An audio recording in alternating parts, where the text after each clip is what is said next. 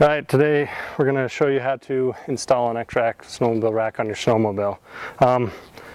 The X-Rack comes disassembled with the front forks, the rear forks, and the support bar in separate pieces. Simply, all you're going to do is bolt the front forks on facing out and bolt the rear forks on the rear of the main rack. Once you're together, you're ready to position the X-Rack on your snowmobile. In determining the correct positioning of the X-Rack, you basically want to be as far forward on the tunnel as you can be without getting in the way of the rider. Now with this particular snowmobile, it's got a pretty long track on it, so what we'll try to do is line up the rear of the rack with the rear grab bar or rear bumper of the snowmobile. So once you get it about the correct position, you want to eye the front holes of the X-Rack and see where would be a good spot to drill your holes through the tunnel. One thing that will help with the positioning of the rack is to go ahead and attach the support bar to the rear bumper of the snowmobile. Do that with the straps facing like so. Bring them around, come up through, and ratchet them down. Now you don't need to be super tight because this is going to need to pivot forward so that the support bar and the main rack fit flush together. So you're on like that, and it needs to be able to rock forward like that. You want to choose a spot to drill through the snowmobile tunnel. You want to look behind to make sure you're not going to hit any important components of the suspension or anything. You want to be within an inch or so of the top of the snowmobile tunnel so that the T-bolts will be held in place when you're spinning them, the clamping knobs on and off.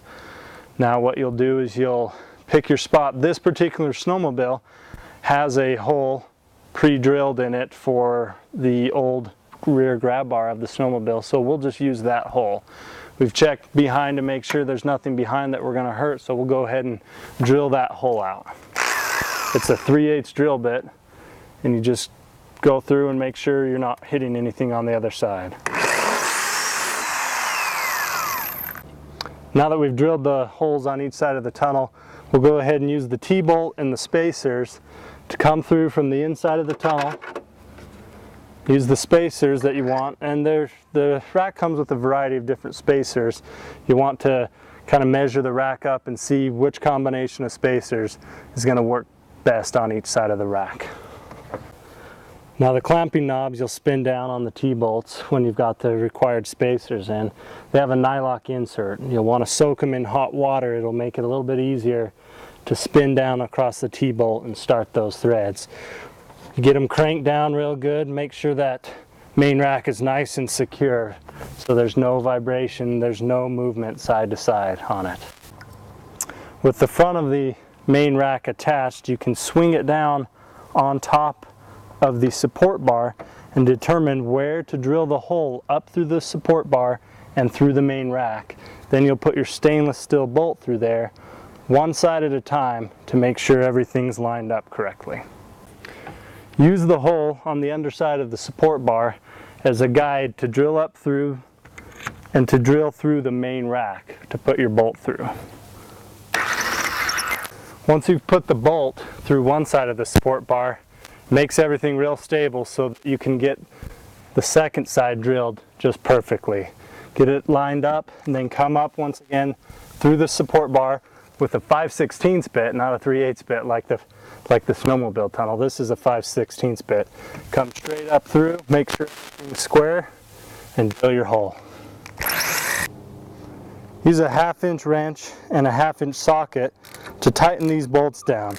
You want to be pretty snug, but you don't need to be breaking any bolts off. They have the nylock inserts as well, so they're not going to vibrate off when you're going down the trail. Now that you have your support bar attached to the main rack of the snowmobile, these straps will wrap around, and just like snowboard bindings, they'll ratchet down securely to the rear bar of the snowmobile. Now you don't need to crank these down too tight, don't need to be breaking anything off, but you can really see how secure the X-Rack is. You can lift your snowmobile by it. Your skis fit right down in the forks of the snowmobile rack and hold in like that. You can even take your poles and put them right on top there. You have your 4 mounted bungees that wrap around, and you can hook the bungee down onto the rack, or if you have a snowboard or another pair of skis on the other side, you can bring the bungee around and just hook onto the same bungees. Now there's room in the middle of the rack on top of the tunnel to put your ski boots, a small bag, or anything you want. The thing you want to be careful about doing is putting too much weight on the rear tunnel of the snowmobile. Your snowmobile tunnel is probably only rated for maybe 30 pounds, and if you start putting too much weight on there, you're going to want to reinforce the tunnel. In our next video, we'll show you how to reinforce a snowmobile tunnel so that you don't bend anything when you're riding hard with too much weight in your X-Rack. So we've got the skis poles on one side of the rack and the snowboard on the other side of the rack.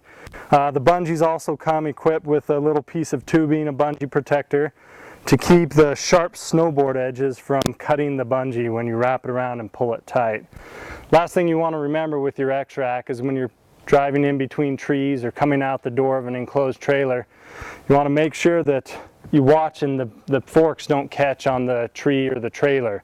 You'll end up breaking the forks off or doing some damage to your skis and boards. So I hope you enjoy your X-Rack snowmobile rack. Always ride safe, ride hard, and watch out for avalanches.